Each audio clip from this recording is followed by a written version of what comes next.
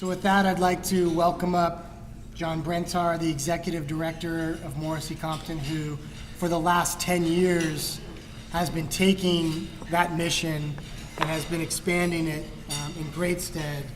And so, John. Thank you. Thanks, Jeff.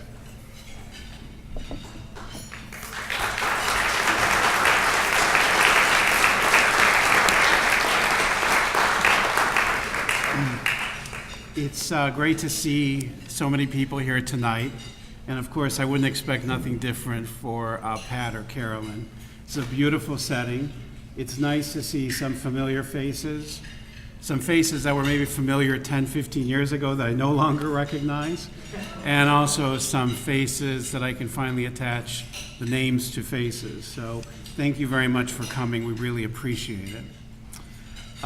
Just a bit of housekeeping I want to talk about. We're going to have a little bit of a change in our program. So after I speak, Pat and Carolyn will have an opportunity to talk. Sylvia Villa, who was scheduled to speak tonight, is one of our families that has really benefited from the scholarship fund, has had a medical emergency, so she wasn't able to come today. So we're going to have Roy from Lacey come up and talk a little bit about Pat and Carolyn. And then we will have Aaron and James Vanitas, who is a former client of Morrissey-Compton. And then the program stays the same with Jack Morton. And finally, a tribute to Pat and Carolyn that will be done by our Fund Development Director, Lynn Balistreri. So this is an annual event that we have to honor an outstanding educator in the community. Normally, we honor an outstanding educator. This year, though, we couldn't play favorites, so we couldn't pick one, so we had to get two. And Morrissey-Compton's always been very fortunate because with Pat and Carolyn, we always got two for the price of one. They were the most underpaid, overworked women that I've known. So it's really wonderful to be honoring Pat and Carolyn, who have devoted their entire careers to helping others in the field of education. And more importantly, I'm very proud to say, as the founders of a wonderful organization, Morrissey-Compton Educational Center. So I'm going to repeat some of the things that Jeff said, because we didn't compare notes, but we also know that repetition helps embed things in memory a little bit deeper. So first, I'd like to thank Rosalie Whitlock and the Children's Health Council, and as well as Cam Neary and her husband Forrest Hill, who helped to underwrite this event and made it possible so that even more of the money that we raise can go to scholarships. So thank you very much.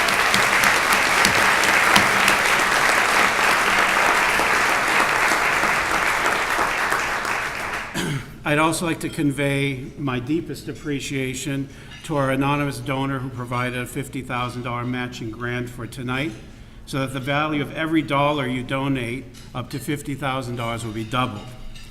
We don't have many opportunities to double our money in a matter of a few hours, except maybe if you own Google stock or some high-tech stock. But this is a wonderful opportunity to really help a lot of families in need. So I know most, if not all of you, have had some experience with Morrissey-Compton, but I want to talk a little bit about the journey that I've had at Morrissey-Compton and that Pat and Carolyn have had in this founding this wonderful organization. So I joined Morrissey-Compton in 1991. At that time, it was a very small operation. There were 3 part-time clinicians, Pat, Carolyn, and myself. We had a part-time secretary that still hand-wrote all the bills and would answer the phone occasionally when she was there, and a few tutors who worked in the evening. So we've grown a little bit since then. Today we have a staff of 34 individuals that continue to carry on this mission that was established by Pat and Carolyn.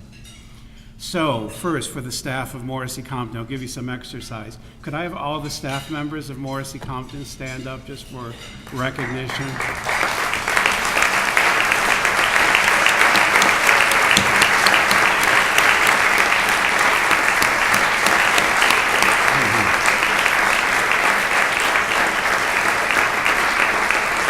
Thanks. as many of you know, Challenge School has been an important part of Morrissey-Compton. So I'd like all the Challenge staff, past and present, to stand up for recognition.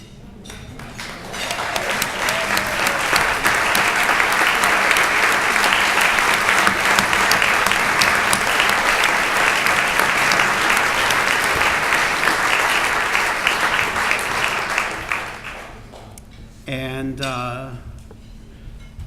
I know that there are a few of these out there, but I'd like to see if there are any former Challenge School kids, students, or aides in the audience. Could you stand up?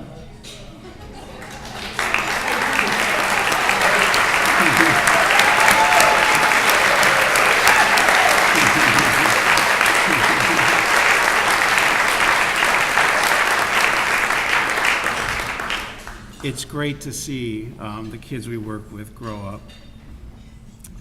And last but not least, I'd like to have all of our board members take a bow in recognition of their work, for the work they do for us.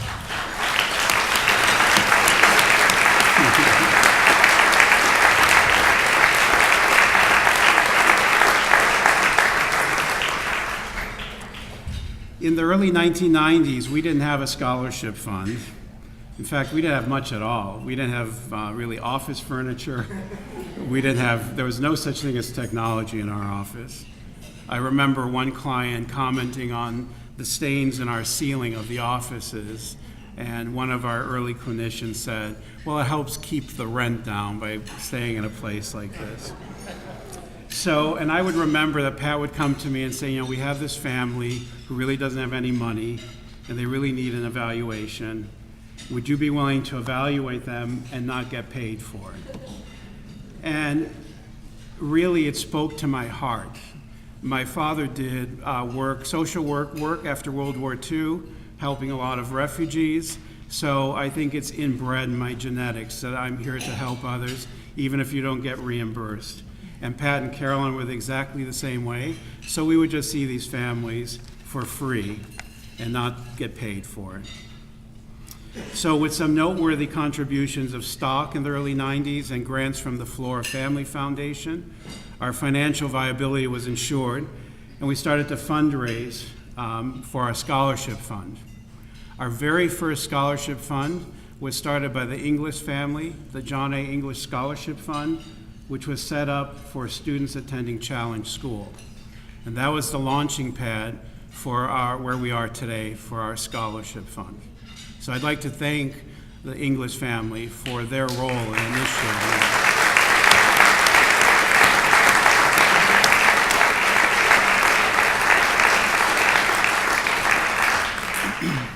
This year, I'm proud to say that we're going to use more than $300,000 to fund services for families who otherwise could not afford them. This generous amount was made possible by the donors like you, as well as grants from the Littlefield Foundation and the Enlight Foundation. A portion of this amount is being used to serve an increasing number of Latino families through our Half Moon Bay office, our main office in Redwood City, and also collaborative programs in East Palo Alto.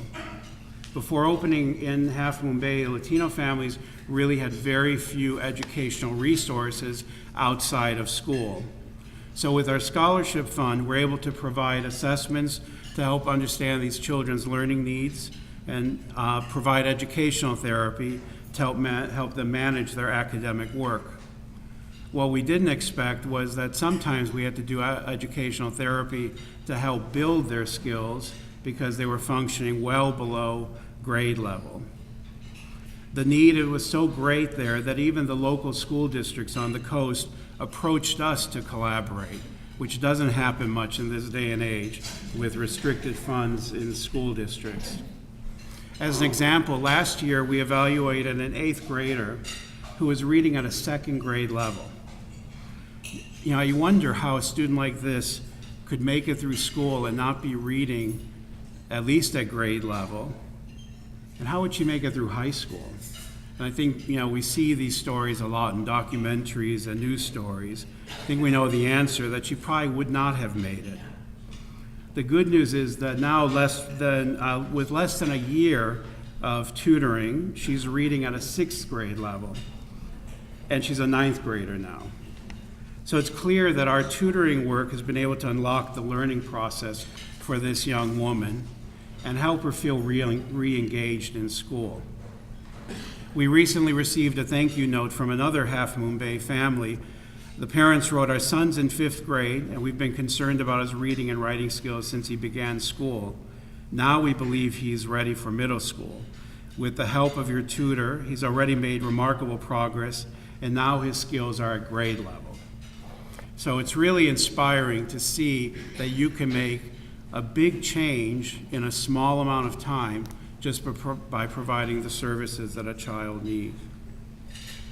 But in addition to our Outreach to Latino Families program, our scholarship funds allows any person to access any of our services, and we treat everyone exactly the same.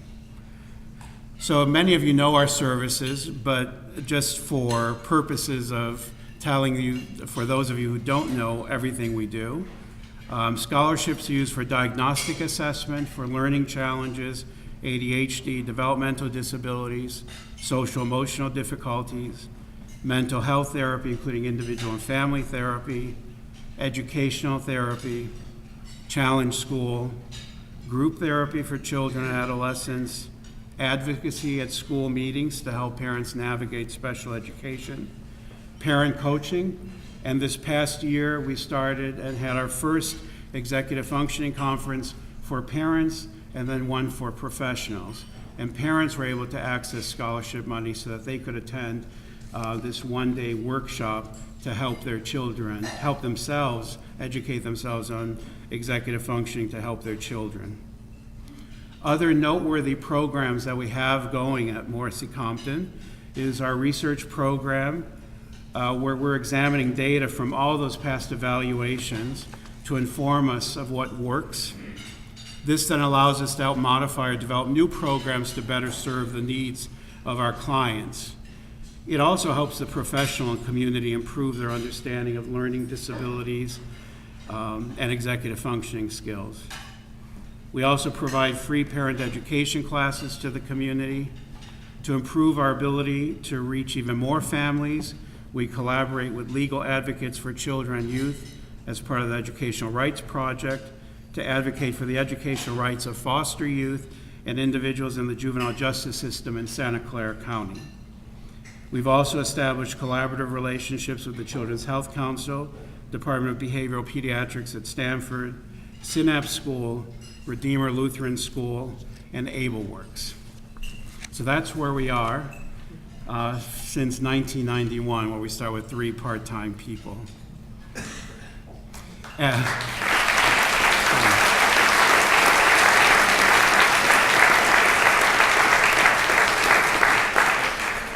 So as with this young woman that I mentioned earlier in Half Moon Bay, our work can have a dramatic impact on a student's trajectory through school. I want to read an excerpt of a thank you letter that moved a lot of us when we received it this past year. So this mom wrote, "From the time my daughter started preschool up until 1st grade, I've been repeatedly told that she isn't up to par with her peers, and the school couldn't do anything for her. It broke my heart when my 4-year-old daughter would tell me she didn't like school and she was stupid. I knew I had to do something, even though I was a single mom, going to school full-time, and didn't have any money. That's when I was referred to by my cousin, who was evaluated there the year before. I was so grateful to apply and then receive your scholarship. Today, my daughter is a changed and engaged learner. She's confident, eager to learn, and participates actively in class. She also has achieved 90% of her IEP goals and even received an honor roll award this last quarter. She wouldn't be where she is today without the help of Morrissey-Compton. I'm so thankful for your work and what you guys continue to do. Please continue to shine your light on other children and make a difference in their lives so many children could benefit from your services." It's a very moving and compelling story that motivates us to really help these families in need. And these success stories were only possible because of the scholarship fund that paid for these children's and family services.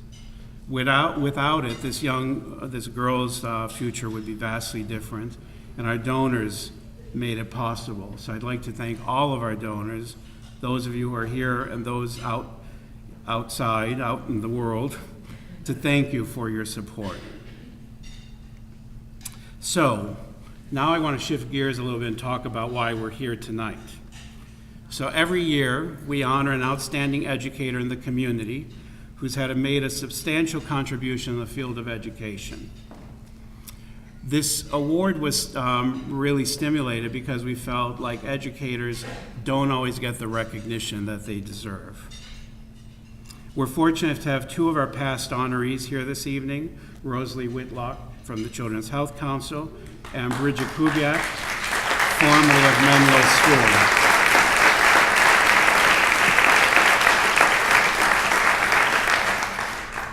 Who, in their own way, has changed the lives of many children on the peninsula. Rosalie through a long career at our Charles Armstrong and now at the Health Council, and you heard it from Jeff's mouth about how Bridget helped him. So you couldn't ask for better validation. Our past honorees included the late Bitsy Root, from the former head of Phillips Brook School, Irv Rollins, former assistant superintendent of the Palo Alto Union School District, Donna Dagnes of Mid-Peninsula Speech and Language Clinic and a member of Challenge School, and Claudia Kuchek, former head of Charles Armstrong School and now head of the Westmark School in Los Angeles. So this year, we're very happy to have our own Pat Morrissey and Carolyn Compton honored as outstanding educators, and I can't think of two more worthy recipients of this award.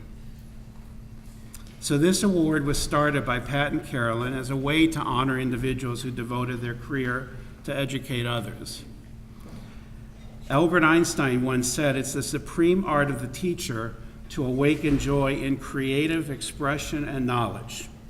It's clear that Pat and Carolyn did this not only as educators, but also as students, advocates, mentors, cheerleaders, motivators, and even sometimes therapists, doing whatever they needed to do to inspire students to persevere and find new and alternative paths to success. A historian, Henry Brooks Adams, once said, "Teachers affect eternity. No one can tell where their influence stops." Pat and Carolyn had a clear impact on my career development, as well as many others, including some in this room. So their influence is widespread, impacting not only students, parents, teachers, but also psychologists and speech and language therapists. When asked why in our technology-based world students don't move to online education, Sally Phillips, who's a professor at the University of Colorado, stated that live teachers are important because they serve as models, colleagues, and mentors who guide students on a lifelong journey of growth and learning. To be effective guides on this journey, she believes teachers must possess 4 specific characteristics. She likes to refer to them as the 4 C's: competency, creativity, ability to collaborate with students, and a caring attitude. Pat and Carolyn stand as models of the 4 C's, as do many of the educators attending tonight. So, in the spirit of honoring outstanding educators, I want to take the time to recognize all the educators who are in the room, and I'd like to ask all the educators in the room to stand up, and let's give them a hand.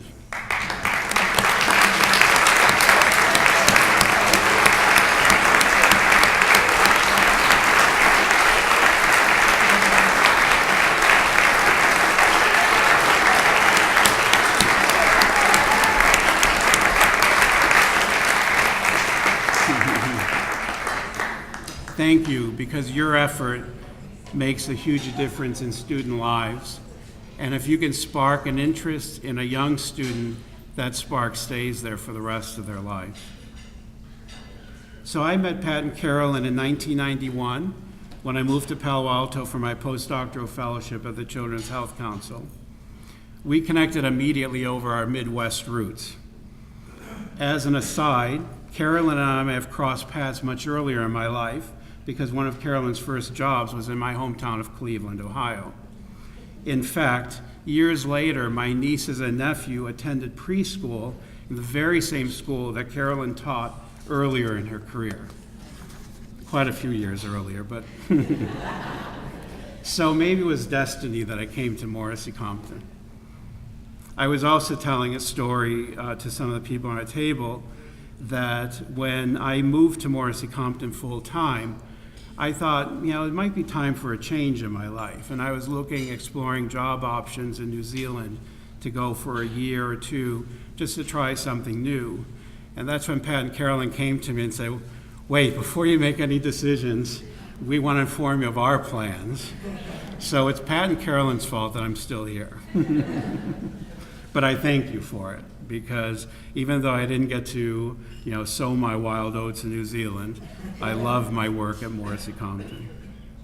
So I started working at Morrissey-Compton soon after my arrival in the Bay Area, administering IQ tests on Saturdays to students who are coming in for evaluation. And I was immediately struck by Pat and Carolyn's client-centered, nurturing approach. In a Palo Alto Weekly article about Pat and Carolyn a few years back, the reporter described them as teacherly teachers who have a respect for all children and the belief that everyone can learn. During my time at Morrissey-Compton, I've witnessed a number of parents and students hug Pat and Carolyn in appreciation for help.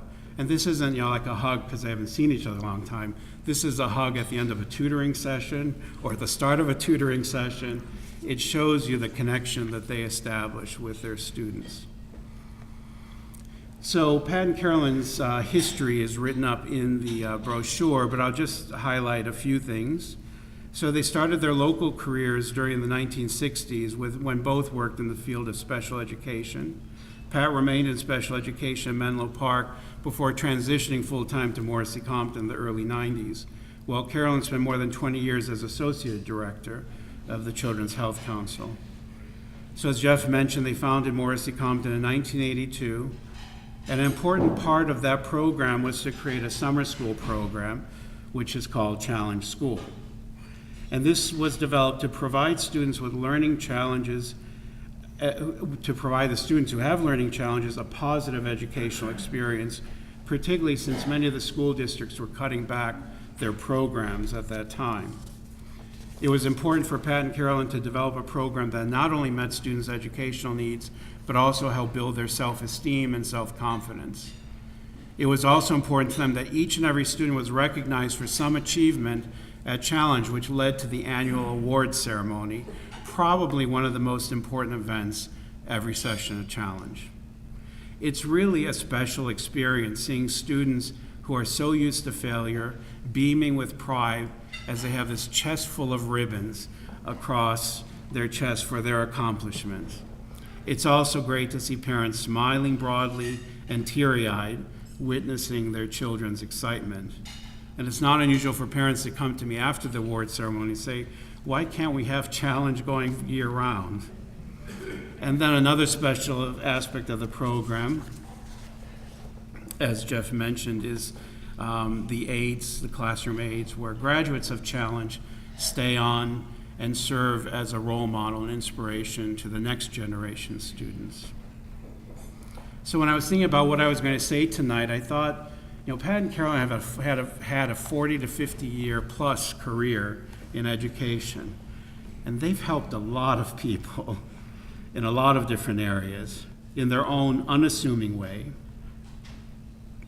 They don't get recognized much, although in 2005, their work with youth in the foster and juvenile probation programs in Santa Clara County was recognized by Legal Advocates for Children and Youth in their honor award ceremony. Also in 2007, their contribution to the community was recognized by Avenidas with their Lifetimes of Achievement Award. In the article published in the Palo Alto Weekly about Pat and Carolyn's accomplishments, Pat stated that her approach with working with children was figuring out how they're doing things wrong and then help them learn how to do it right. And something worked, because there is a cohort of adults who have benefited from Pat and Carolyn's expertise. In the spirit of what Sally Phillips at Colorado comments about the important role of teachers in lifelong learning, I want to read excerpts of 3 letters we received. One was that we received it a while back, but 2 were prompted by invitations to this event. So the first one says, "My husband was a student at Morrissey-Compton. Pat and Carolyn's guidance, support, and strength not only made him a successful student, but also a confident, successful, and amazing dad/husband. I'm grateful for the love and support of his parents by introducing him to such an amazing resource in his life. Thank you, Pat and Carolyn." We received the second letter recently from a student of Pat's who wrote, "I recently received an invitation to your upcoming scholarship event. Unfortunately, I'm on call that night, the night of the event, and can't make it. I really wish I could attend. I would love to catch up and see how your organization has grown. You've made a tremendous difference in my development. I'm forever grateful for what you did for me. I'm sure you continue to make tremendous impact. I just made a donation on the website, so you can count on us for an annual donation. Would love to support your mission on a regular basis." And the third is from a parent who wasn't able to be here tonight, whose 2 children were seen by Pat and Carolyn. She wrote, "I'd like to take a moment to tell you how both of you have meant, or how much both of you have meant to me and my family.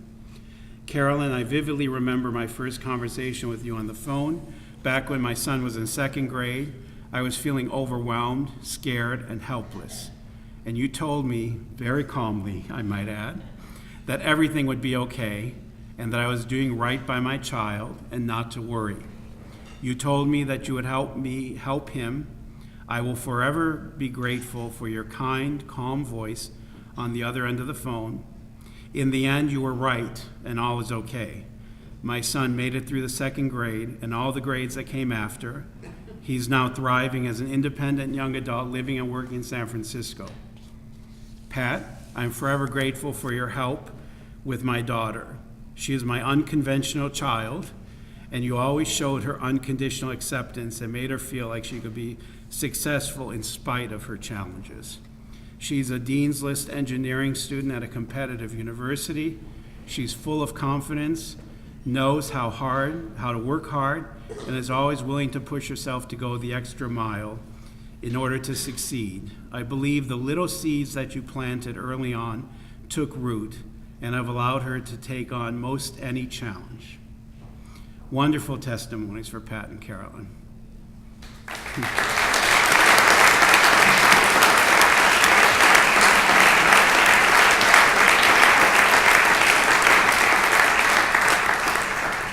So Pat and Carolyn have also played a significant role in developing the skills of multiple generations of educators, not only in California, but also in Alaska, where they spent a few summers training teachers. As I mentioned earlier, Pat and Carolyn played a critical role in helping me develop a deeper understanding of learning disabilities, educational testing, and remediation, but more importantly, how to work with families in a real way, as opposed to a stilted clinical way that we often get exposed to in the medical setting. I remember sitting in parent conferences with Carolyn in awe of her ability to discuss results as a narrative without referring back to the scores, and never saying an or ah or any pause to collect her thoughts. It was just a fluid collection of words. With Pat, I always love to listen to her stories. She has a story for everything, and it was always presented as a humorous interlude to present a context or maybe provide reassurance to parents. So I'm proud to say that I'm a legacy of their inspirational work. As noted in the 2007 Palo Alto Weekly article, Pat and Carolyn's winning philosophy was described as, quote, "All kids, all people deserve respect. They have good ideas."